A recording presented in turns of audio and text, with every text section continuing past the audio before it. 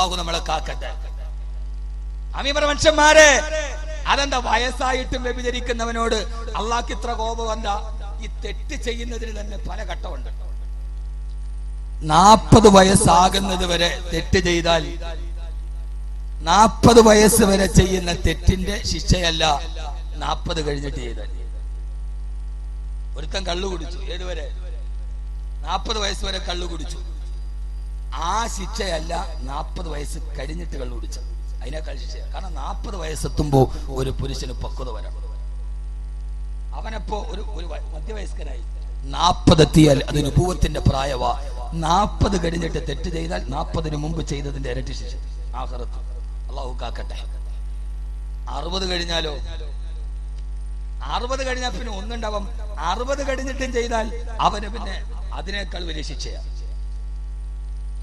40 വരെ ചെയ്യുന്നതിന് ഒരു ശിക്ഷ, 40 എത്തിയ 60 വരെ ഒരു ശിക്ഷ, 60 കഴിഞ്ഞാൽ അതിനേക്കാൾ. എല്ലാ ഓരോ പ്രായത്തിൽ ചെയ്യുന്ന തെറ്റിന് ശിക്ഷ കൂടുതലാണെന്ന് നബി മുഹമ്മദ് മുസ്തഫ. നബി മുഹമ്മദ് മുസ്തഫ ഉറക്കെ അള്ളാഹു നമുക്ക് നല്ല ബോധം തരട്ടെ. പറഞ്ഞ വിഷയം മനസ്സിലാവുന്നുണ്ടോ?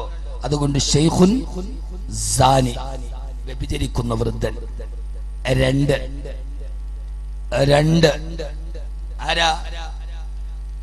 ആദരവായ പ്രവാചകൻ നബി മുഹമ്മദ് മുസ്തഫ സല്ലല്ലാഹു അലൈഹി വസല്ലം പറയുകയാ, ആഖിറത്തിൽ രക്ഷപ്പെടാത്ത, ഗതി പിടിക്കാത്ത രണ്ടാമത്തെ ആളാരാ? ഭർത്താവിന്റെ സമ്പത്ത് അനുവാദമില്ലാതെ ആർഭാടത്തിന് വേണ്ടി ചെലവെടുക്കുന്ന ഭാര്യ. അവൾ എത്രയേറെ ഇബാദത്ത് ചെയ്താലും പാവപ്പെട്ട ഭർത്താവ് കഷ്ടപ്പെട്ടുണ്ടാക്കുന്ന സമ്പത്ത് അവളുടെ ദുനിയാവിന് വേണ്ടി, ആഖിറത്തിനല്ല, അതിനുവേണ്ടി അതിരില്ലാതെ ചെലവെടുക്കുന്ന ഭാര്യ അവൾ ആഖിറത്തിൽ രക്ഷപ്പെടുന്ന പ്രശ്നമേ ഇല്ലെന്ന് ഹബീബായ നബി മുഹമ്മദ് മുസ്തഫ സല്ലല്ലാഹു അലൈഹി വസല്ലം അതുകൊണ്ട് സൂക്ഷിച്ചു. മൂന്നാമത്തേത് നിന്റെ ഭാര്യ അല്ലാഹ് ഇഷ്ടപ്പെടാത്തത് ചെയ്യുന്നുണ്ട് എന്നറിഞ്ഞിട്ടും ഭാര്യയുടെ തെറ്റിനെ ലഘൂകരിച്ചിട്ട് കണ്ടില്ലെന്ന് നടിക്കുന്ന ഭർത്താവ്. നിന്റെ ഭാര്യ തമ്മാടിത്തരം ചെയ്യുന്നുണ്ട്, നിന്റെ ഭാര്യയുടെ പോക്ക് ശരിയല്ലെന്നറിയാം, ഭാര്യയുടെ തെറ്റ് കണ്ടിട്ടും അതറിഞ്ഞിട്ടും അതിനെ ലഘൂകരിക്കുന്ന ഭർത്താവ്, അവൻ നാളെ ആഖിറത്തിൽ രക്ഷപ്പെടില്ലെന്ന് ഹബീബായ നബി മുഹമ്മദ് മുസ്തഫ സല്ലല്ലാഹു അലൈഹി വസല്ലം. ഭാര്യയുടെ തെറ്റിനെ കണ്ടിട്ടും കണ്ടില്ലെന്ന് നടിക്കുന്ന ഭർത്താവ്. ഭാര്യ തലേ തുണിയിട്ടിട്ടല്ല നടക്കണത്, ഭർത്താവിനറിയാം, അവനതിനെ ലഘൂകരിച്ച് കണ്ടു. എനിക്കിപ്പോഴും അറിയാം, 50 വയസ്സായാലും ചില പെണ്ണുങ്ങൾ തലേ തുണിയിടൂല. ഇനി അവളുടെ ആരെ കാണിക്കാൻ? മൂത്ത് നരത്ത് കരിമ്പും ചണ്ടിയുടെ പോലത്തിരിക്കണ മാതിരിയായി. എന്നാ പോലും പിന്നെയും മക്കളെയും കെട്ടിച്ച പെണ്ണുങ്ങൾ പോലും ഇപ്പോഴും തലേ തുണിയിടാൻ ബുദ്ധിമുട്ട്. അവളെ തലേ തുണിയിടും, അവളെ മരിച്ചിട്ട് 3 കെട്ട് കെട്ടുമ്പോ അന്നേതായാലും തലയുടെ മുകളിൽ ഒരു തുണി ഉറപ്പ്. ഭാര്യ തെറ്റ് ചെയ്യുന്നുണ്ട് എന്നറിയാം, എന്നിട്ടും അതിനെ ലാഘവത്വത്തോടെ കാണുന്ന ഭർത്താവ്. അതുകൊണ്ട് ഈ തെറ്റുകളോട് വിട പറയണം, അരാജകത്വത്തോട് വിട പറയണം. എന്നിട്ട് നമ്മുടെ വീടിന്റെ ഉള്ളിൽ അല്ലാഹുവിനെ കുറിച്ച് പറയാൻ കഴിയണം. മക്കളെ പഠിപ്പിക്കണം, ഭാര്യയെ പഠിപ്പിക്കണം, മക്കളെ പഠിപ്പിക്കണം, ഭർത്താവിനെ പഠിപ്പിച്ചു കൊടുക്കണം. എന്നിട്ട് അല്ലാഹുവിനോട് സർവ്വതും പറയണം. ആ ഒരവസ്ഥയിലേക്ക് നമ്മുടെ വീട് മാറണം. അല്ലാഹു തൗഫീഖ് നൽകുമാറാകട്ടെ. മക്കളെ പഠിപ്പിച്ചു കൊടുക്കണം. എന്താ പഠിപ്പിച്ചു കൊടുക്കേണ്ടത്? علموا أولادكم 3 خصال محبة نبيكم ومحبة أهل بيتي وقراءة القرآن. നിങ്ങളുടെ മക്കളെ നിങ്ങൾ 3 കാര്യങ്ങൾ പ്രത്യേകിച്ച് പഠിപ്പിച്ചു കൊടുക്കണം. ഒന്ന്, അല്ലാഹുവിനെ കുറിച്ച് പഠിപ്പിച്ചു കൊടുക്കണം. അല്ലാഹുവിനെ പഠിപ്പിച്ചു കൊടുത്താലേ മക്കൾക്ക് അല്ലാഹുവിനോട് നന്ദിയുണ്ടാവൂ, മാതാപിതാക്കളോട് നന്ദിയുണ്ടാവൂ. അല്ലാഹു അങ്ങനെയുള്ള മക്കളെ തരട്ടെ. നമ്മുടെ മക്കൾക്ക് അല്ലാഹുവിനെ പഠിപ്പിച്ചു കൊടുത്താലേ ആ മക്കൾക്ക് മാതാപിതാക്കളെ സ്നേഹം ഉണ്ടാവും. നമ്മുടെ മക്കൾക്ക് നമ്മൾ അല്ലാഹുവിനെ പഠിപ്പിച്ചു കൊടുത്താ അവൻ അല്ലാഹുവിനെ കുറിച്ച് മാത്രമല്ല അറിയുക, പിന്നെ ആരെ അറിയും? നിങ്ങൾ എന്തിട്ട് മനുഷ്യന്മാരെ ഇമാതിരി നല്ല കാര്യം പറഞ്ഞിട്ട് നിങ്ങൾ എന്താ ഇങ്ങനെ ഇരിക്കണേ? അല്ലാഹുവിനെ കുറിച്ച് മദ്രസയെ വിട്ട് പഠിപ്പിച്ചാൽ, മുയ്യാരി പഠിപ്പിച്ചാൽ എന്താ കിട്ടുക? മക്കളെ അല്ലാഹുവിനെ പഠിപ്പിച്ചാൽ മക്കൾ വാപ്പാനെ പഠിക്കും, ഉമ്മാനെ പഠിക്കും, ഉറപ്പാ. ഇല്ലേ? ആണോ അല്ലയോ? കാരണം എന്താ? ബഹുമാനപ്പെട്ട ഞാൻ പറഞ്ഞു തരാ. ലുക്മാൻ അലൈഹിസ്സലാത്തു വസ്സലാം യാത്ര പോകാൻ ഒരുങ്ങവേ, യാത്ര പറയാൻ പ്രിയപ്പെട്ട ഉമ്മാന്റെ അടുക്കലെത്തി. ഉമ്മാനോട് പറഞ്ഞു, ഉമ്മാ, ഞാനൊരു യാത്ര പോവുകയാണ്. യാത്ര കഴിഞ്ഞ് തിരിച്ചു വരുമ്പോ എന്റെ ഉമ്മാക്ക് ഞാൻ എന്താണ് കൊണ്ടുവന്ന് തരേണ്ടത്? ആരാ ചോദിക്കുന്നത്? ലുക്മാൻ അലൈഹിസ്സലാത്തു വസ്സലാമാ. ആ സമയത്ത് ഉമ്മ പറഞ്ഞു, ലുക്മാനെ, നീ യാത്ര കഴിഞ്ഞ് തിരിച്ചു വരുമ്പോ എനിക്ക് നീ എന്താ കൊണ്ടുവരേണ്ടതെന്നറിയോ? നീ സ്വർഗത്തിലെ ഒരു പിടി മണ്ണ് കൊണ്ടുവന്ന് തരുമോ? ഉമ്മ ചോദിച്ചത് വല്ലാത്ത ചോദ്യം. ഗൾഫിൽ പോയിട്ട് തിരിച്ചു വരാൻ നേരത്ത് ചോദിക്കാറില്ല ഉമ്മ എന്താണ് ഞാൻ ഉമ്മാക്ക് കൊണ്ടുവരേണ്ടത്? ഉമ്മ പറഞ്ഞു, മോനെ ലുക്മാനെ, നീ യാത്ര കഴിഞ്ഞ് തിരിച്ചു വരുമ്പോ എനിക്ക് സ്വർഗത്തിലെ ഒരു പിടി മണ്ണ് കൊണ്ടുവന്ന് തരുമോ? ചോദിക്കേണ്ട താമസം ലുക്മാൻ എന്ന പൊന്നുമോൻ പറഞ്ഞു, ഉമ്മ, ഞാൻ തിരിച്ചു വരുമ്പോ സ്വർഗത്തിലെ ഒരു പിടി മണ്ണാണ് കൊണ്ടുവന്ന് തരേണ്ടതെങ്കിൽ അതിന് യാത്ര കഴിഞ്ഞ് തിരിച്ചു വരുന്നത് വരെ കാത്തിരിക്കേണ്ടത് എന്തിന്? ഇപ്പോൾ തന്നെ തരാം ഉമ്മ എന്ന് പറഞ്ഞ് പൊന്നുമോൻ ലുക്മാൻ താഴേക്ക് കുനിഞ്ഞു. ഉമ്മാടെ കാൽപ്പാടത്തിന്റെ അടിയിൽ നിന്ന് ഒരു പിടി മണ്ണ് വാരിയെടുത്തിട്ട് പറഞ്ഞു, ഉമ്മ, ഇതാ സ്വർഗത്തിലെ ഒരു പിടി മണ്ണ്, ഇതാ സ്വർഗത്തിലെ ഒരു പിടി മണ്ണ്. ലുക്മാനെ, മോനെ ലുക്മാനെ, ഇതാ ഉമ്മ സ്വർഗത്തിലെ ഒരു പിടി മണ്ണ്. സ്വർഗത്തിലെ ഒരു പിടി മണ്ണാണ് വേണ്ടതെങ്കിൽ അത് തിരിച്ചു വരുന്നത് വരെ കാത്തിരിക്കുന്നത് എന്തിന്? എന്റെ പ്രിയപ്പെട്ട ഉമ്മാന്റെ കാൽപ്പാടത്തിന്റെ അടിയിലാണ് ഞാൻ ചോദിക്കുന്ന സ്വർഗത്തിന്റെ മണ്ണെന്ന് തിരിച്ചറിഞ്ഞ മകന് ബഹുമാനപ്പെട്ട ലുക്മാൻ അലൈഹിസ്സലാത്തു വസ്സലാം. എങ്ങനെയാ സഹോദരങ്ങളെ ഇത് പഠിച്ചതെങ്ങനെയാ? വാപ്പയെ തിരിച്ചറിയാത്ത, ഉമ്മയെ തിരിച്ചറിയാത്ത 14 മക്കളെ പെറ്റ ഉമ്മയുടെയും കാൽപ്പാടത്തിൽ പുഴുവരിച്ചാൽ അതൊന്നെടുക്കാൻ മക്കള് തിരിഞ്ഞു നോക്കാത്ത ശപിക്കപ്പെട്ട ലോകത്തിന് പൊന്നു സഹോദരങ്ങള്, കഴിഞ്ഞ മാസം ഭീമാപ്പള്ളിയിൽ ഒരു ഉമ്മ പോയി. ആ ഉമ്മ കേരളാകപ്പള്ളിക്കാരിയാ. ഉമ്മ മോനോട് പറഞ്ഞു, മോനെ, ഉമ്മാക്ക് കുറെ നാളായിട്ടൊരാഗ്രഹം ഭീമാപ്പള്ളിയിൽ പോകണം. ഒരു ദിവസം മകൻ ഗൾഫിൽ നിന്ന് വന്നു. ഉമ്മയോട് പറഞ്ഞു, ഉമ്മ റെഡിയായിക്കോ, ഭീമാപ്പള്ളിയിൽ പോകാം. ഉമ്മയ്ക്ക് വല്ലാത്ത സന്തോഷം. കാത്തിരുന്നടാണ്. പൊന്നുമോൻ കൊണ്ടുപോവുകയാണ്. കാറിൽ കയറ്റിക്കൊണ്ടുപോയി തിരുവനന്തപുരത്തെ ഭീമാപ്പള്ളിയിലെത്തി. ഉമ്മയോട് പറഞ്ഞു, ഉമ്മ കാറിയിരുന്ന് ആവശ്യം പോലെ ദുആ ചെയ്തു കൊള്ളുക. പാവപ്പെട്ട ഉമ്മ ഭീമാപ്പള്ളിയിൽ കയറി ആ പള്ളിക്കുള്ളിലിരുന്ന് ഉമ്മ പൊട്ടിക്കരഞ്ഞ് ദുആ ചെയ്തു, അല്ലാഹുവേ, എന്റെ പൊന്നുമോൻ ഗൾഫിൽ നിന്ന് രാവിലെ വന്നടയുള്ളൂ. അവനോടൊരാഗ്രഹം പറഞ്ഞപ്പോ അവൻ എന്നെ കാറിൽ കയറ്റി കൊണ്ടുവന്ന പൊന്നുമോനാണ്. അവനൊരാപത്തും വരുത്തല്ലേ അല്ലാ. പൊന്നുമോന് വേണ്ടി പൊട്ടിക്കരഞ്ഞ് ദുആ ചെയ്ത് കണ്ണുനീരൊലിപ്പിച്ചു. ഉമ്മ കണ്ണു തുറന്നു നോക്കിയപ്പോ മോനെ കാണാനില്ല. പിന്നെ മോനെ എന്ന് വിളിച്ച് കരഞ്ഞു നടന്ന് കണ്ടില്ല. ആ പൊന്നുമോൻ ഉമ്മയെ ഭീമാപ്പള്ളിയിൽ ഉപേക്ഷിച്ചിട്ട് കരഞ്ഞു പോയത്രേ. നൊന്ത് പ്രസവിച്ച ഉമ്മയെ വലിച്ചെറിയാൻ പറ്റിയത് അള്ളാടെ പള്ളിയിൽ പോയ മക്കളുടെ കാലഘട്ടത്തിലാണ്. എന്തിനാണ് പൊന്നുമക്കള്, എന്തിനാണ് പ്രിയപ്പെട്ട മാതാപിതാക്കള് അള്ളാനെ അറിയാത്ത അറിവ് പഠിപ്പിച്ചപ്പോ, പടച്ചറപ്പിനെ തിരിച്ചറിയാത്ത അറിവ് പഠിപ്പിച്ചപ്പോ ഉമ്മയെ പോലും പള്ളിയിൽ വലിച്ചെറിയുന്നവർ. ഗുരുവായൂർ അമ്പലനടയിൽ കസവ് സാരി ഉടുത്ത ഒരമ്മ പോയത്രേ.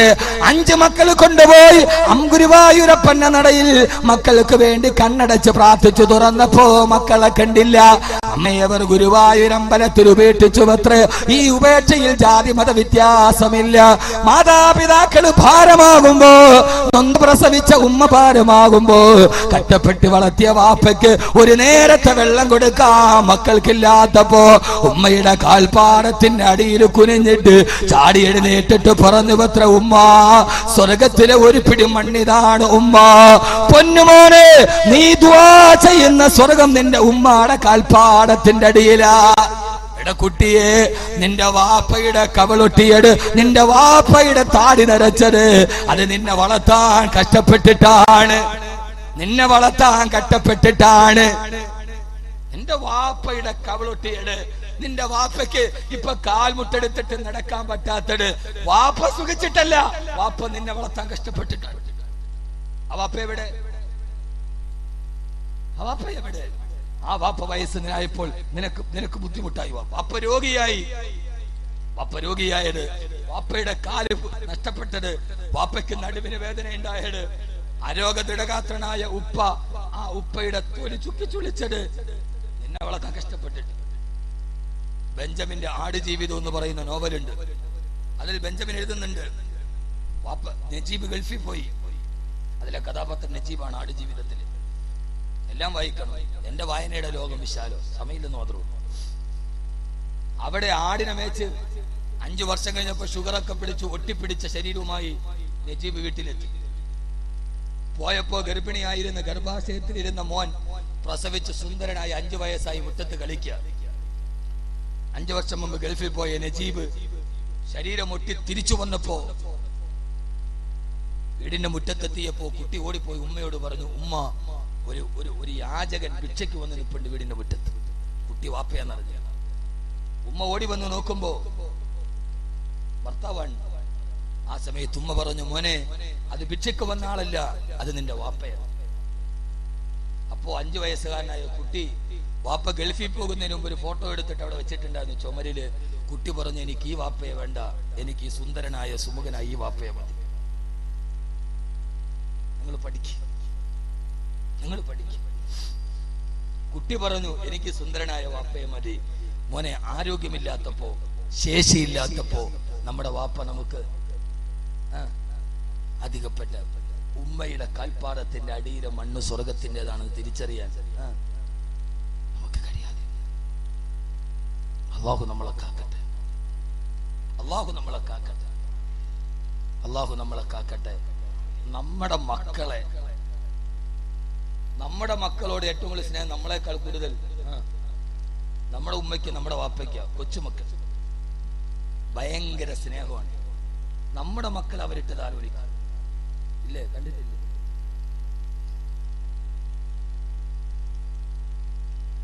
അള്ളാഹു നമ്മളെ നന്നാക്കി തരട്ടെ.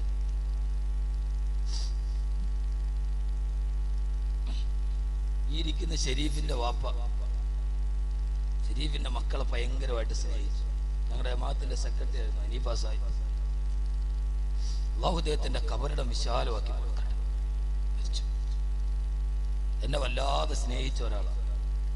കൊച്ചുമക്കൾ എന്ന് പറഞ്ഞാൽ അദ്ദേഹം മരിച്ചിട്ട് ഷെരീഫിന്റെ മോൾ ഇപ്പോഴും ആഘാതത്തിൽ നിന്ന് അങ്ങോട്ട് മാറിയിട്ടില്ല. അള്ളാഹു നല്ല ബുദ്ധി കൊടുക്കും. അള്ളാഹു നമ്മുടെ ബന്ധങ്ങളെ നന്നാക്കി തരട്ടെ. എൻ്റെ പ്രിയപ്പെട്ട സഹോദരങ്ങളെ, ഇതിന്റെ ഒക്കെ അടിസ്ഥാനം നമ്മുടെ ഉമ്മയെ, നമ്മുടെ ഉപ്പയെ. പിന്നെ ഞാൻ പ്രിയപ്പെട്ട ഉമ്മ എന്നൊരു കാസറ്റ് പ്രസംഗിച്ചിട്ടുണ്ട്. അത് കേട്ടിട്ട് ഈ ഉമ്മമാർക്ക് ഇച്ചിരി അഹങ്കാരവും കൂടിയിട്ടുണ്ട്. അവരുടെ ചിന്ത ഇപ്പോ ഞങ്ങൾ ഇങ്ങനെ സിംഹാസനത്തേക്ക് ഇരുന്നാൽ മതി, ബാക്കി എല്ലാവരും കാല് നക്കണമെന്നാണ്. പക്ഷെ ഒരു കാര്യം നിങ്ങൾ ഓർത്തുകൊള്ളുക.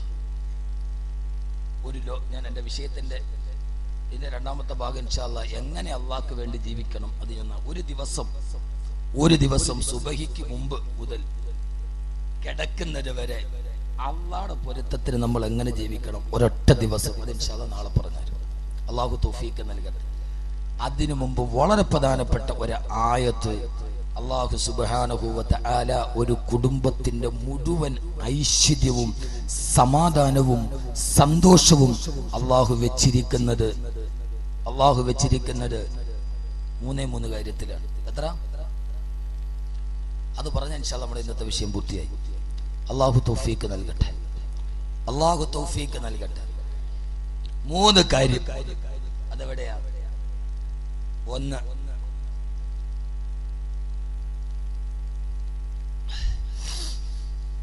അല്ലാഹു സുബ്ഹാനഹു വ തആല വളരെ പ്രധാനപ്പെട്ട ഒരു കാര്യം. അള്ളാഹു നമ്മുടെ മാതാപിതാക്കളെ സ്നേഹിക്കാൻ അള്ളാഹു തൗഫീഖ് നൽകി. ഈ അടുത്ത സമയത്ത് ഒരാൾ എന്നോടൊരു കഥ പറഞ്ഞു. ഉമ്മ മരിച്ചു ചെറുപ്പത്തിലെ, വാപ്പ മക്കളെ കഷ്ടപ്പെട്ട് വളർത്തി. ആ മക്കൾ അവസാനം വാപ്പ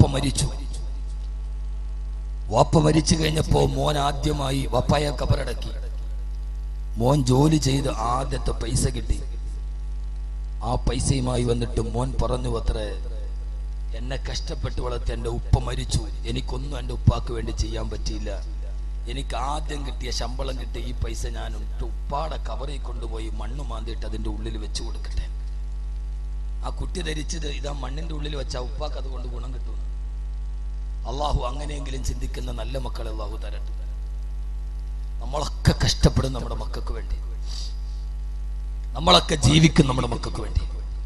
ആ മക്കൾ അവരെ അള്ളാഹുവിനെ അറിയിച്ച് വളർത്തുക എന്നതാണ് പ്രധാനപ്പെട്ട ഭാഗം. അതെങ്ങനെ അറിയണം, എങ്ങനെ ആവണം, ഇൻഷാ അല്ലാഹ് വിശദാംശം നാളെ ഒരൊറ്റ ദിവസം മുസ്ലിമിന്റെ ഒരു ദിവസം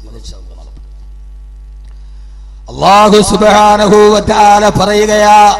വളരെ പ്രധാനപ്പെട്ട ഒരായത്താണ്. ഇതൊരു കുടുംബത്തിന്റെ, ഒരു ജീവിതത്തിന്റെ, ഒരു വീടിന്റെ എല്ലാ സന്തോഷവും എല്ലാ സമാധാനവും സർവ്വ ഐശ്വര്യവും സർവ്വ അഭിവൃദ്ധിയുമെല്ലാം അള്ളാഹു പറയുകയാണ് മൂന്ന് കാര്യത്തിലാ. ഇത് ബാക്കി പറഞ്ഞതല്ല, ഖുർആൻ തന്നെ പറഞ്ഞടാ.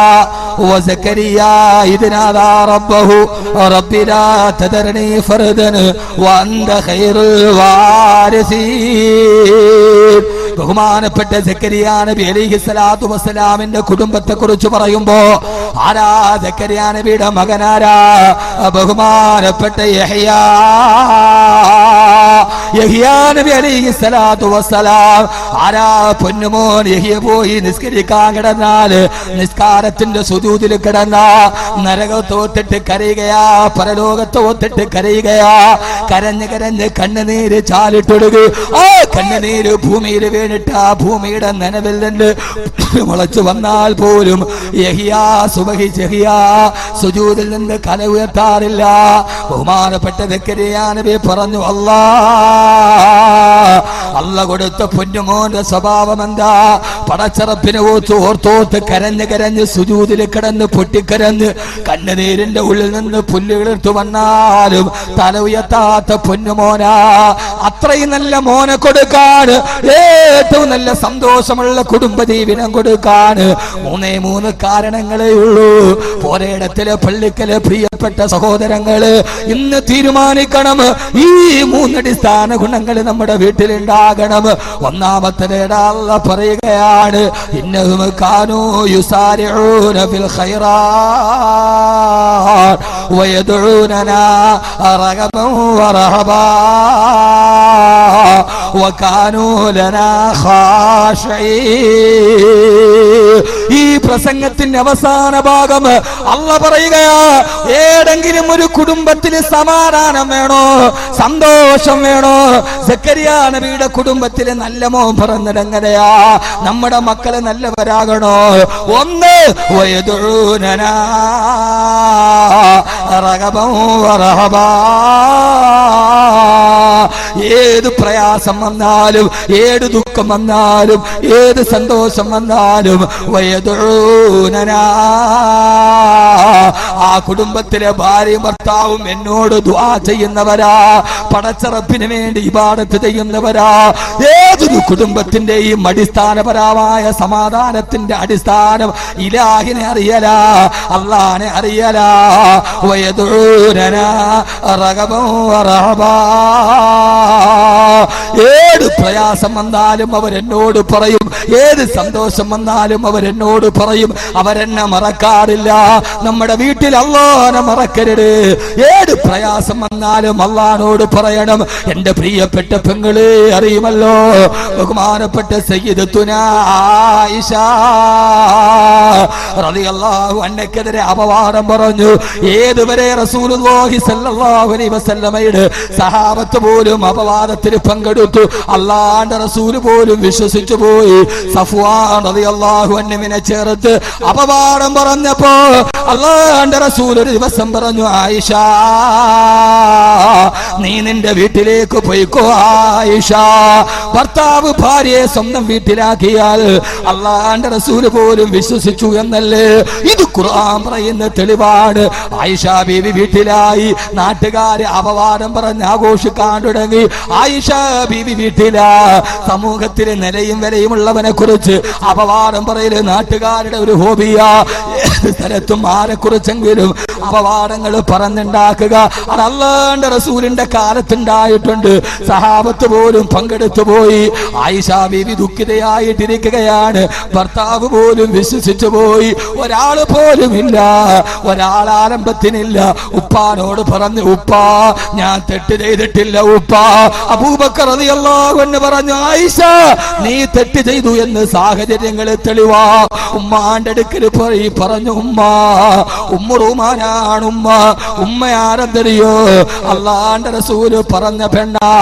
ആർക്കെങ്കിലും സ്വർഗത്തിലെ ഹൂറലീങ്ങളെ ദുനിയാവില് കാണണമെങ്കിൽ ഫല്യൻദുർ ഇലാ ഉമ്മി റൂമാൻ, അബൂബക്കറിന്റെ ഭാര്യയായ ഉമ്മു റൂമാന്റെ മുഖത്തേക്ക് നോക്കുക.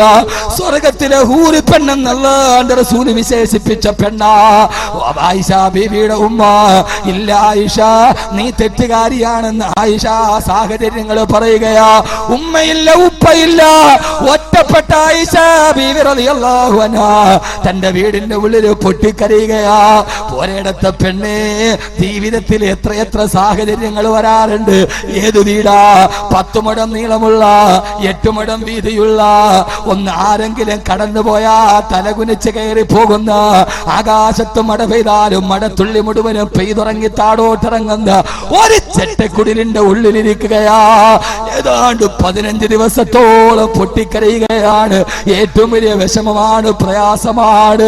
ആ സമയത്താണ് ആകാശത്ത് നിന്ന് ആയത്തിറങ്ങുന്നത്, തിരുദൂതരെ ഇന്നല്ലദീന ജാഊ ബിൽ ഇഫ്കി ഉസ്ബത്തും മിൻകും, അങ്ങയുടെ ഭാര്യ പരിശുദ്ധയാണ് നബിയേ. അല്ലാഹുവിന്റെ റസൂല് വീട്ടിലേക്ക് ഓടി. ഹബീബായ നബിയെ കണ്ട ആയിഷ ബീവി പാഞ്ഞു വന്നിട്ട് അല്ലാഹുവിന്റെ റസൂലിനെ കെട്ടിപ്പിടിച്ചു പൊട്ടിക്കരഞ്ഞ്, യാ റസൂലല്ലാഹ് എനിക്ക് വേണ്ടി ആയത്തിറങ്ങിയോ നബിയേ. കൂട്ടുകാരികൾ ഓടി വന്ന ആയിഷ ബീവിയുടെ അടുക്കലേക്ക്, ആയിഷ നിനക്ക് വേണ്ടി ഖുർആൻ ഇറങ്ങി ആയിഷ, ജിബ്രീൽ വന്നു ആയിഷ. ആ സമയത്താണ് ആയിഷ റളിയല്ലാഹു അൻഹ പറഞ്ഞത്, എങ്ങനെയാണ് എനിക്ക് വേണ്ടി ആയത്തിറങ്ങാതിരിക്കുക, ആയത്തിറങ്ങാതിരിക്കുക? എനിക്ക് വേണ്ടി അപവാദം പറഞ്ഞ അന്ന് മുതൽ ഇന്നത്തെ രാത്രി വരെ പാതിരാ സമയത്ത് ഉറങ്ങാതെ ഞാൻ പറഞ്ഞത് ഒരേ ഒരു വാക്കു മാത്രമാണ്. ആയിഷ എന്ന പെണ്ണ് പറയുകയാ, എനിക്കെതിരെ അപവാദം തുടങ്ങിയ അന്ന് മുതൽ ഇന്നേ വരെ പാതിരാത്രി ഒരൊറ്റ വാക്കേ ഞാൻ പറഞ്ഞിട്ടുള്ളൂ, ഹസ്ബുനല്ലാഹു നിഅമൽ വകീൽ നിഅമൽ മൗലാ വ നിഅമൻ നസീർ. പെങ്ങളെ പഠിച്ചൊരു പെണ്ണിന്റെ ആയുധമാ. ആ സമയത്തും പാതിരാത്രിയിൽ എനിക്കെതിരെ കഥകൾ പറഞ്ഞിട്ട് നാട്ടുകാര് പൊട്ടിച്ചിരിക്കുമ്പോ, എന്റെ ചാരിത്രത്തെ അവര് ചോദ്യം ചെയ്യുമ്പോ, എന്റെ വീടിന്റെ ഉള്ളിലിരുന്നിട്ട് പാതിരാ സമയത്ത് ഉറക്കമളച്ചിട്ട് ഞാൻ പറഞ്ഞത് ഒരേ ഒരു വാക്കാ, ഹസ്ബുനല്ലാഹു നിഅമൽ വകീൽ നിഅമൽ മൗലാ വ നിഅമൻ നസീർ. ഹസ്ബുനല്ലാഹ്, എനിക്കെന്റെ റബ്ബ് മതി, എനിക്കെന്റെ റബ്ബ് മതി, എനിക്കെന്റെ റബ്ബ് മതി, അവനല്ലാതെ എന്നെ രക്ഷപ്പെടുത്താനില്ല. ചെറ്റക്കൂരയിലിരുന്നിട്ട് പടച്ച റബ്ബിനെ കുറിച്ചോർത്ത ഒരു പെണ്ണിന്റെ പേരിലാണ് ആയത്തിറങ്ങിയെങ്കിൽ എന്റെ പ്രിയപ്പെട്ട പെങ്ങള് കോൺക്രീറ്റ് സൗധത്തിൽ നിന്ന് രാജകീയ നൗകയിലേറി പഞ്ചനക്ഷത്ര ഹോട്ടലുകളുടെ പിന്നാമ്പുറങ്ങളിൽ സുഖം തേടി അലയുന്ന അഭിനവലോക ഭൗതിക വിശ്വാസ സംസ്കാരത്തിന്റെ പുറകിലോട്ട് പോയ എന്റെ പ്രിയപ്പെട്ട മുസ്ലിം ഉമ്മ, എനിക്കെന്റെ റബ്ബ് മതി, എനിക്കെന്റെ റബ്ബ് മതി, എനിക്കെന്റെ റബ്ബ് മതി. ഹസ്ബുനല്ലാഹ് ഹസ്ബുനല്ലാഹ് ഹസ്ബുനല്ലാഹ്, എനിക്കെന്റെ റബ്ബ് മതി എന്ന് പറയുന്നവളെ പരാജയപ്പെടുത്താൻ അമേരിക്കയുടെ ജാരസന്താനമായ ഇസ്രയേലിന്റെ വിമാനവേദ പീരങ്കികളിന്റെ തോക്ക് തുപ്പുമ്പോ വെടിയുണ്ടകൾ തങ്ങളുടെ നെഞ്ചിന് മേലെ പാഞ്ഞു വരുമ്പോ, ആ പാഞ്ഞു വരുന്ന ലോകത്തിലെ 4ാമത്തെ 3ാമത്തെ സായുധ ശക്തിയായ ഇസ്രയേലിന്റെ ടാങ്കുകളിൽ നിന്ന് പിരമിഡുകൾ പൈരങ്കികൾ പാഞ്ഞു വരുമ്പോ നെഞ്ചും വിരിച്ചു നിന്നുകൊണ്ട് കരിങ്കല്ല് തിരിച്ചറിയുമ്പോ ഫലസ്തീനിലെ മക്കളും പറഞ്ഞത് ഒരേ ഒരു വാക്കാണ്, ഹസ്ബുനല്ലാഹ് ഹസ്ബുനല്ലാഹ്, ഞങ്ങൾക്ക് ഞങ്ങളുടെ റബ്ബ് മതി എന്ന് പറഞ്ഞ് മയ്യത്തും വഹിച്ചുകൊണ്ട് ബൈത്തുൽ മുഖദ്ദസിന്റെ മുമ്പിലൂടെ യാത്ര പോകുമ്പോ മയ്യത്തിന്റെ മുകളിലേക്ക് ബോംബ് വന്ന് വീടുമ്പോ ആ സമയത്തും ഉറക്കെ പറയുന്നതെന്താ, ഹസ്ബുനല്ലാഹ് ഹസ്ബുനല്ലാഹ് ഹസ്ബുനല്ലാഹ്. എനിക്കെന്റെ റബ്ബ് മതി, എനിക്കെന്റെ റബ്ബ് മതി. അതുകൊണ്ട് എന്റെ പ്രിയപ്പെട്ട സഹോദരിമാരോട്, ജീവിതത്തിലേത് പ്രതിസന്ധി വന്നാലും ഒരു പെണ്ണിന് കയ്യിൽ വെക്കുന്ന ഒരേ ഒരായുധമേടാ. നിന്നെ കുറിച്ച് ആളുകൾ കഥ പറയട്ടെ, നിന്റെ ഭർത്താവ് നിന്നെ വലിച്ചെറിയട്ടെ, ഏത് പ്രയാസമുണ്ടായാലും പെങ്ങളെ മുറുകെ പിടിക്കണം. നിസ്കാര പാലിരുന്നിട്ട് രാത്രിയിൽ പറയണം, ഹസ്ബുനല്ലാഹ് ഹസ്ബുനല്ലാഹു നിഅമൽ വകീൽ നിഅമൽ മൗലാ വ നിഅമൻ നസീർ. എനിക്കെന്റെ റബ്ബ് മതി, എനിക്കെന്റെ റബ്ബ് മതി. ഒരു പുരുഷായുസ് മുഴുവനും ജയിലിന്റെ കാരിലും പടിക്കുള്ളിലിട്ടിട്ട് സവർണ ഫാസിസ്റ്റ് ഭരണകൂടം മുഴുവനും ജുഡീഷ്യറിയും ഡെമോക്രസിയും അടക്കമുള്ള സർവ്വതും വലയുമായി കടന്നു വരുമ്പോൾ ഒരു പുരുഷായുസ് മുഴുവനും ജയിലിൽ കിടന്ന് അവസാനം ജാമ്യത്തിന്റെ വെളിച്ചം കണ്ട് വെളിയിലിറങ്ങുമ്പോ അബ്ദുന്നാസർമദിന് പറഞ്ഞതും ഇത് തന്നെയാ. എനിക്ക് മന്ത്രിമാരെ പേടിയില്ല, എനിക്ക് കോടതിയിൽ വിശ്വാസമുണ്ട്. ഹസ്ബുനല്ലാഹ് എനിക്കെന്റെ റബ്ബ് മതി. ഏത് സയനിസ്റ്റ് ഫാസിസ്റ്റുകൾ കൂടുകെട്ടിയാലും എനിക്കെന്റെ റബ്ബന്റെ കൂടെ ഉണ്ടെങ്കിൽ എന്റെ സൂഫിയാടെ കിടപ്പറയിൽ ഞാനെത്തുമെന്ന്, എന്റെ മക്കളുടെ മുമ്പിൽ ഞാനെത്തുമെന്ന് അബ്ദുന്നാസർമദിന് പറഞ്ഞതുപോലെ പൊന്നു സഹോദരങ്ങളെ, ഏതൊരു കുടുംബത്തിന്റെയും ഐശ്വര്യത്തിന്റെ അടിസ്ഥാനം വയദൂനനാ റഗബൻ വറഹബാ. ഏത് പ്രയാസം വന്നാലും ഏത് സന്തോഷം വന്നാലും പടച്ചറപ്പിന്റെ മുമ്പിലോട്ട് കടന്നു പോവുക. സന്തോഷത്തിന്റെ സമയത്തും സങ്കടത്തിന്റെ സമയത്തും പടച്ചറപ്പിന്റെ മുമ്പിൽ വീഴുക, അള്ളാഹുവിനെ അറിയുക. ഒരു കുടുംബത്തിന്റെ സമാധാനം അതിന്. ഞാനും എഴുന്നേക്കരുത് ഇൻഷാ അല്ലാഹ്. പ്രധാനപ്പെട്ട ഒന്ന് രണ്ട് കാര്യം അള്ളാഹു നൽകട്ടെ. അതെപ്പോ പ്രയാസം വരുമ്പോ മാത്രമല്ല, പിന്നെ വല്ലാത്തൊരു സന്തോഷം നമ്മുടെ വീട്ടിലുണ്ടായി. അപ്പോഴും അള്ളാഹിനെ ഓർക്കുക, അള്ളാഹുവിനെ അറിയുക.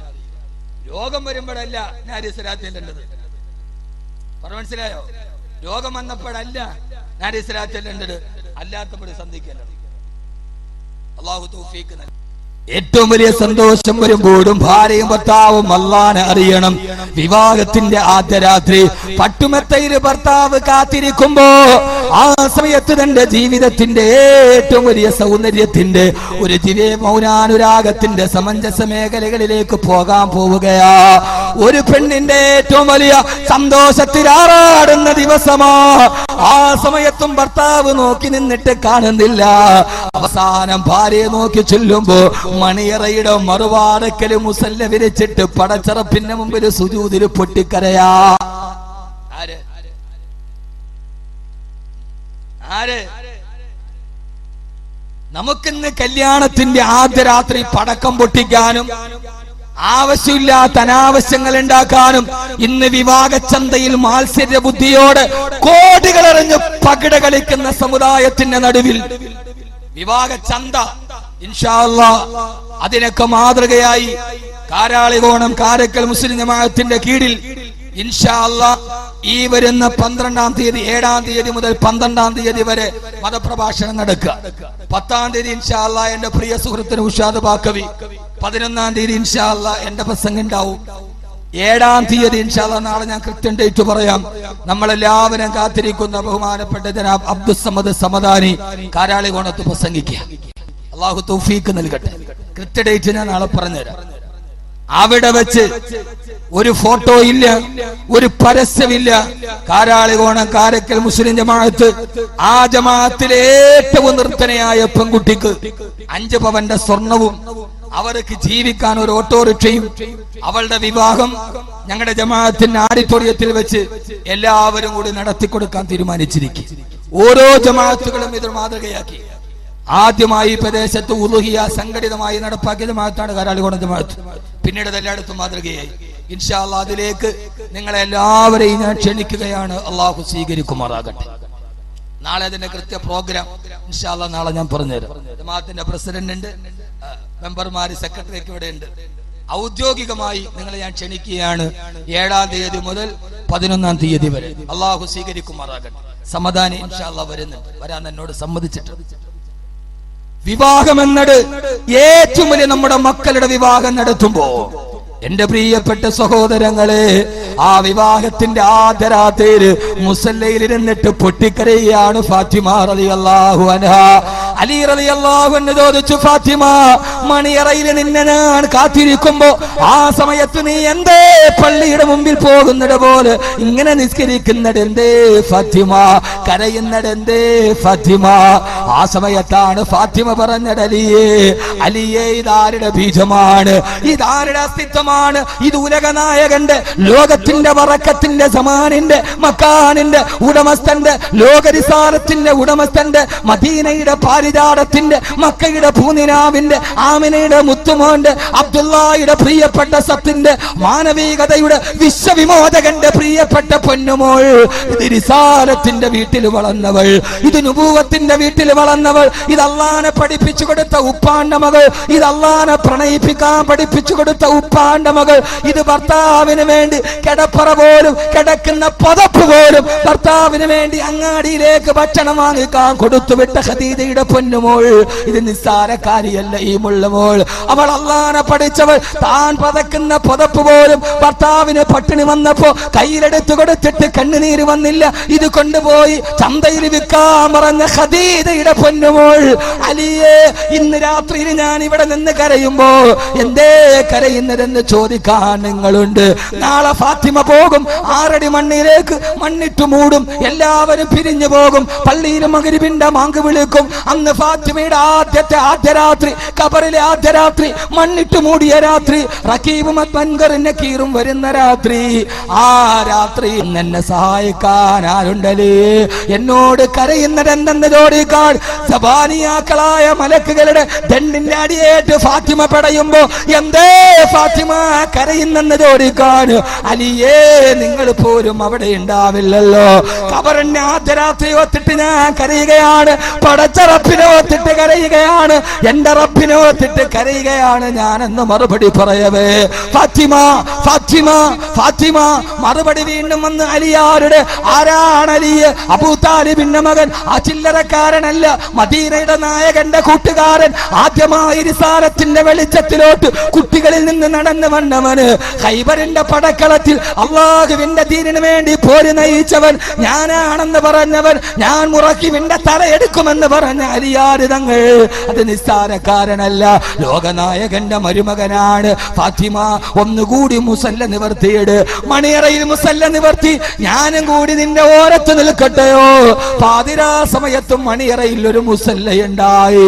തറക്കാ ഫിറാശഹുമാ വകാമാ ഫിദ്ദുജാ യതലല്ലലാനി ബിതാഅത്തിർ റഹ്മാനി ഉമാഖിറുൽ ഉഖറാ അലാ ദുനിയാ വമാ ഫീഹാ മിനൽ ഐശിൽ യസീരിൽ ഫാനി. അന്നത്തെ രാത്രി 2 പേര് ആ മണിയറയിൽ നിസ്കരിച്ച് പൊട്ടിക്കരഞ്ഞു. വയദ്വകാനു ലനാ ഖാശി. ആ കുടുംബത്തിന്റെ സമാധാനത്തിന്റെ സന്തോഷത്തിന്റെ രണ്ടാമത്തെ കാരണം വകാനു ലനാ ഖാശി. അവർ അല്ലാഹനെ പേടിയുള്ള ഭാര്യയും ഭർത്താവും, പടച്ച റബ്ബിനെ അല്ലാഹനെ അറിഞ്ഞ മാതാപിതാക്കൾ. ആ മാതാപിതാക്കളുള്ള വീട്ടിലാണ് ഏറ്റവും നല്ല മക്കൾ പിറന്നത്. ഖദീജയുടെ മടിത്തട്ടിലാണ് ഫാത്തിമ പിറന്നത്. പെങ്ങളെ, ഭർത്താവിന് വേണ്ടി ജീവിതം സമർപ്പിച്ച, ഉടുത്തുണി പോലുമില്ലാതെ, ആവശ്യത്തിനില്ലാതെ കിടപ്പറയിൽ കിടന്ന, പുതപ്പ് പോലും വിൽക്കാൻ കൊടുത്തുവിട്ട ഖദീജയുടെ മടിത്തട്ടിലേ ഫാത്തിമ പിറക്കൂ. ഭർത്താവിനെ വഞ്ചിക്കുന്ന പെണ്ണിന്റെ മടിത്തട്ടിൽ ഒരു ഫാത്തിമയ്ക്ക് ജന്മമുണ്ടാവുകയില്ല. ഭാര്യയ്ക്ക് വേണ്ടി തണലൊരുക്കിയ ഇബ്രാഹിമിനാണ് ഇസ്മായിൽ പിറന്നത്. ഭാര്യയ്ക്ക് വേണ്ടി സർവ്വതം സഹിച്ച ഇബ്രാഹിമിന്റെ മടിത്തട്ടിലാണ് ഇസ്മായിൽ പിറന്നത്. ഭാര്യ ഭർത്താക്കന്മാരുടെ യോജിപ്പ്, അള്ളാഹിനോടുള്ള വഴിപ്പെടൽ. ഇനി 3ാമത്തെ അടിസ്ഥാനമെന്തോ? അള്ളാഹു നമുക്ക് തൗഫീക്ക് നൽകട്ടെ. നമ്മുടെ കുടുംബത്തിൽ മദ്യത്തിന് സ്ഥാനമില്ല, മദിരാശിക്കില്ല, പിശാചിനില്ല. എന്റെ വീടിന് 3 ദിവസങ്ങളുടെ 3 അടിസ്ഥാന തത്വങ്ങൾ. 1, പടച്ച റബ്ബിനോട് ദുആ ചെയ്യുക. 2 അല്ലാഹനെ ഭയന്ന് ജീവിക്കുക. 3 ഇന്നഹും കാനൂ യുസാരിഊന ഫിൽ ഖൈറാത്ത്. ആ ഭാര്യ ഭർത്താക്കന്മാർ ഏത് നന്മ കണ്ടാലും അവിടെ ഓടിപ്പോകും. സിനിമ കാണാനല്ല. വഅദുണ്ടെന്ന് കേട്ടാൽ ഓടിയെത്തും. ഒരു സദഖയുടെ കാര്യം എത്തിയാൽ ഓടിയെത്തും. ഇൻഷാ അല്ലാഹ് ഏറ്റവും വലിയ ഓട്ടം ഈ നന്മയ്ക്ക് വേണ്ടിയാകണം. ചെറുപ്പക്കാരെ, മത്സരം എന്തിനു വേണ്ടി? നന്മയ്ക്ക് വേണ്ടി. മമ്മൂട്ടിയുടെ സിനിമയ്ക്ക് ആദ്യത്തെ ടിക്കറ്റ് എടുക്കാനുള്ള മത്സരമല്ല, ഫുട്ബോൾ മാമാങ്കത്തിനല്ല, നന്മയ്ക്ക് വേണ്ടി മത്സരിക്കുക. മദീനത്തെ പള്ളിയിൽ ആഹ്വാനം നടന്നു, സഹാബ അല്ലാഹുവിന്റെ ദീൻ പട്ടിണിയിലാണ്, നിങ്ങളുടെ വീട്ടിലുള്ളതൊക്കെ എടുത്തുകൊണ്ട് വരിക. പറയേണ്ട താമസം മദീനത്തെ പള്ളിയിൽ നിന്ന് ഓട്ടം നടന്നു. ആരാണ് ഓടുന്നത്? ഉമറാണ് ഓടുന്നത് റളിയല്ലാഹു തആല അൻഹു. ഉമർ ചിന്തിച്ചു, എപ്പോഴും എന്നെ മറികടക്കുന്നത് അബൂബക്കറാണ്. ഇന്ന് അബൂബക്കർ കൊടുക്കുന്നതിനേക്കാൾ സദഖ എനിക്ക് കൊടുക്കണം. നേരെ ഓടി ഉമർ വീട്ടിലേക്ക്. ഇന്ന് മത്സരമാണ് ഇവിടെ. ഏത് മത്സരം എന്നറിയുമോ? ഉമറും അബൂബക്കർ റളിയല്ലാഹു അൻഹുമാ അവര് തമ്മിലുള്ളൊരു മത്സരമാണ്. എനിക്കിന്ന് ജയിക്കണം. ഉമർ ഓടി വീട്ടിലെത്തി ഭാര്യയോട് പറഞ്ഞു, ഉള്ള സമ്പത്ത് രണ്ടായി പകുത്തു. ഒരു പകുതി വീട്ടിലിരിക്കട്ടെ, മറ്റേ പകുതിയുമായി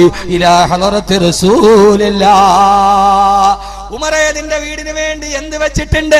എന്റെ ആകെയുള്ള ഒരു പുരുഷായുസിന്റെ സമ്പത്ത് രണ്ടായി പകുത്തു നബിയെ. ഒരു പകുതി അല്ലാഹുവിന്റെ ദീനിന് വേണ്ടി, മറ്റേ പകുതി എനിക്ക് കുടുംബത്തിന് വേണ്ടി. അള്ളാഹു നിനക്ക് ബറക്കത്ത് ചെയ്യട്ടെ ഉമറേ. ഉമർ റളിയല്ലാഹു അൻഹു കരുതി, ഇനി അബൂബക്കർ ഇതിന് മുകളിലേക്ക് എവിടേക്ക് പോകാൻ? ഇന്നെന്നെ തോൽപ്പിക്കില്ല ഉമർ, ഇന്നെന്നെ തോൽപ്പിക്കില്ല അബൂബക്കർ. ഇതിന്റെ ഒരു പുരുഷായുസിന്റെ പകുതി കൊടുത്തിരിക്കുകയാ എന്നിരിക്കുമ്പോഴാണ് സഹോദരങ്ങളെ അങ്ങേ ഭാഗത്ത് നിന്നൊരു മനുഷ്യൻ പാഞ്ഞു വരുന്നത്. തലയിലൊരു തോൽപാത്രം. എല്ലാവരും ചിന്തിക്കും, ഇടത്തെ കയ്യിൽ പാതി കീറിയ ഒരു ഈത്തപ്പന മരത്തിന്റെ പായ നേരെ കൊണ്ടുവന്ന് അല്ലാഹുവിന്റെ റസൂലിന്റെ മുമ്പിലിട്ടു. എന്തേ അബൂബക്കറേ ഇത്? യാ റസൂലല്ലാഹ്, നിനക്ക് നിന്റെ കുടുംബത്തിന് നീ എന്ത് ബാക്കി വെച്ചു അബൂബക്കറേ? അല്ലാഹു റസൂലു, എനിക്ക് അല്ലാഹ് മതി നബിയേ. എന്റെ വീട്ടിൽ അല്ലാഹും അവന്റെ പ്രവാചകനും മതി. ഇനി എന്റെ വീട്ടിൽ ഇതല്ലാതെ വേറൊന്നും ബാക്കിയില്ല തിരുദൂതരെ. ഏറ്റവും അവസാനം കൊടുത്ത് ഇനി എന്റെ വീട്ടിൽ ബാക്കിയുള്ളത് വെള്ളം വെക്കുന്ന ഈ തോൽപാത്രം, ഞാനും എന്റെ ഭാര്യയും കിടന്നിറങ്ങുന്ന ഈ പാതി കീറിയ ഈത്തപ്പനമരത്തിന്റെ പായ. ഉമർ റളിയല്ലാഹു അൻഹു പൊട്ടിക്കരഞ്ഞു. അബൂബക്കറെ, നിന്നെ ജയിക്കാൻ ആർക്കും കഴിയില്ല അബൂബക്കറെ. ഇതാണ് ഖുർആൻ പറഞ്ഞത്, ഇന്നല്ലദീന സബഖത് ലഹും മിന്നൽ ഹുസ്നാ. നന്മ ചെയ്യാൻ മത്സരിച്ചവർ ഇൻഷാ അല്ലാഹ് എന്റെ പ്രിയപ്പെട്ട സഹോദരങ്ങളോട് ഈ സംഘാടകര് ബക്കറ്റുമായി വരും. ഇതൊരു മത്സരത്തിന്റെ രംഗമാണ്. എന്റെ ആഖിറത്തിനു വേണ്ടി, എന്റെ കുടുംബത്തിന്റെ സമാധാനത്തിന്, എന്റെ സന്തോഷത്തിന് അല്ലാഹു തൗഫീഖ് നൽകുമാറാകട്ടെ. അതോടൊപ്പം ഒരു കവർ സംഘാടകര് വരും നാളെ വരുമ്പോ. എന്റെ പ്രിയപ്പെട്ട സഹോദരങ്ങളെ, ഏതാണ്ട് 34,000-ഓളം ആളുകൾ 6,666 രൂപ ഖുർആനിൽ 6,666 ആയത്തുകളുണ്ട്. എന്റെ സദസ്സിൽ ഇതേവരെ 90% ബ്ലഡ് ക്യാൻസർ ബാധിച്ച്